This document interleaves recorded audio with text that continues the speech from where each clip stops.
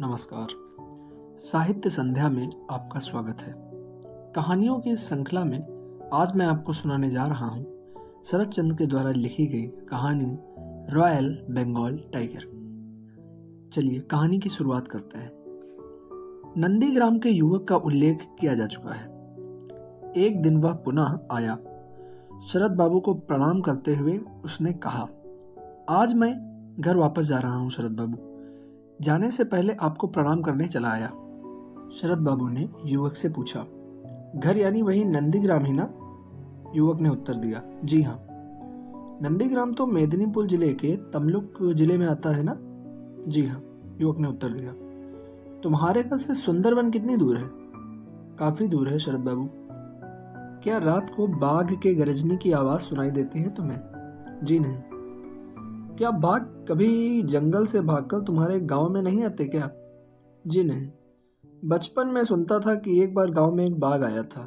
गांव के लोगों ने उसे घेर कर मार डाला था। रॉयल बंगाल टाइगर रहा होगा ना? जी नहीं, चीता था और वो भी बच्चा। आज तुमसे बाघ की चर्चा करते हुए मुझे अपने बचपन में देखे गए एक बाघ की कहानी याद आ गई। वह कहानी बड़ी मजेदार है, सुनोगे? आपने कहा है तो सुना ही दीजिए। बात उन दिनों की है जब मैं देवानंदपुर में रहता था और प्यारी पंडित की पाठशाला में पढ़ता था। मेरा एक सहपाठी था काशीनाथ। उसने एक दिन आकर मुझसे कहा, सुन, बाघ देखने चलेगा?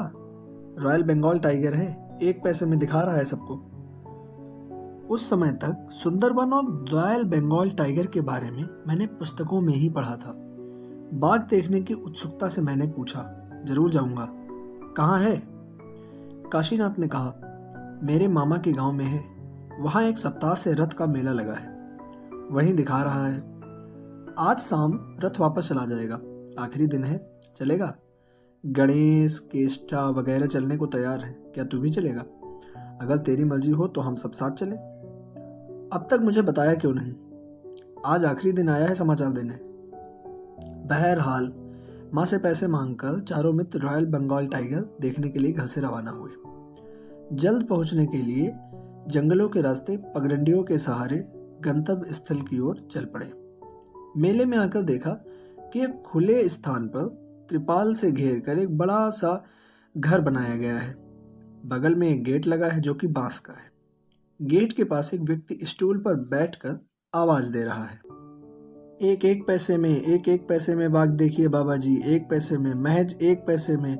द रॉयल बंगाल टाइगर देखिए महज 1 पैसे में। ऐसी आवाज वह व्यक्ति दे रहा है। मैंने यह भी देखा कि बाघ को देखने के लिए गेट पर एक लंबी लाइन लगी है। एक एक व्यक्ति भीतर जा रहे हैं। जो व्यक्ति भीतर जाता है उसके वापस आने पर दूसरा प्रवेश करता है। हम लोग भी लाइन में खड़े हो गए।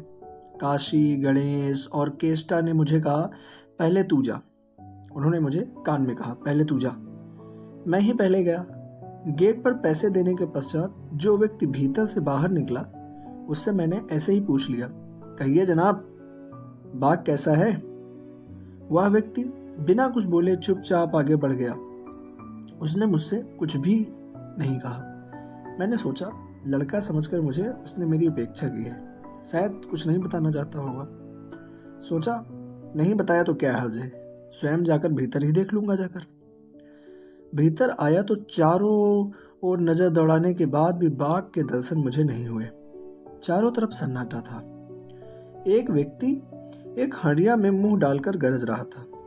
उसके बगल में एक तार वाला पिंजरा था जिसके भीतर एक बिल्ली बंद थी। बिल्ली के बदन पर धारीदार रंगीन लकीरें खींची गई थी जिन्हें हाथ से बनाया गया था। उसे देखकर कोई भी बता सकता था कि यह रॉयल बंगाल टाइगर तो नहीं है। यह दृश्य देखकर मेरा मिजाज बिगड़ गया। मैंने सोचा भले ही बालक हूं तो क्या हुआ, कुछ कड़ी बातें सुना दूंगा। ठीक इसी समय जो व्यक्ति बाघ की आवाज की नकल कर रहा था हड़िया को एक किनारे रखकर मेरे पास आया और मेरे पैरों को पकड़कर रोने लगा। मैं अचानक इस कार्यवाही से घबरा गया। मैंने सोचा यह सब क्या हो रहा है? यह व्यक्ति आखिर क्यों रो रहा है? यह कौन है यह व्यक्ति? रोते हुए उसने मुझसे क्या कहा जानते हो? उसने कहा, कृपया बाहर जाकर किसी से कुछ मत कहिएगा। हम दोनों भाई यहीं काम करते हैं। किसी सूरत से पेट भर रहे हैं, यही काम आता है हम लोगों को, और कोई नौकरी भी नहीं देता। हम लोगों का परिवार बड़ा है, कुल 16 लोग हैं हमारे परिवार में। आधे पेट खाकर जीवित रहते हैं। अगर आपने पकड़वा दिया तो हम सभी भूखों मर जाएंगे। झूठ नहीं कह रहा हूँ, ब्राह्मण बालक हूँ, यह देखिए मेरा जनेऊ। अगर आपने पकड़वा दिया तो आपको ब्रह्म हत्या लगेगी। मैंने कहा, क्या कर रहे हैं आप, मेरा पैर तो छोड़िए। वह व्यक्ति बिना पैर छोड़े ही कहता गया, पहले आप वायदा कीजिए कि बाहर जाकर किसी को कुछ नहीं कहेंगे, कम से कम आज। आखिरी शो है, जब तक आप वायदा नहीं करेंगे तब तक मैं आपका पैर नहीं छोड़ूंगा। इस मुसीबत से परेशान हो गया मैं। पैर छुड़ाने के लिए मुझे कहना पड़ा, अच्छा, मैं जबान देता हूँ कि मैं बाहर जाकर किसी को भी कुछ नहीं बताऊंगा। बाहर आकर देखा मेरे बाद गणेश भीतर जा रहा है। उसने मुझसे पूछा, बाग कितना बड़ा है रे, पता मुझे। मैं बिना कुछ जवाब दिए आगे बढ़ गया। मैंने सोचा, इसको मैं क्या बताता हूँ, ये खुद ही जाकर अंदर देख लेगा। यह कहानी यहीं समाप्त होती है। फिर मिलेंगे आपसे कहानियों के अगले अध्याय में। तब तक के लिए धन्यवाद।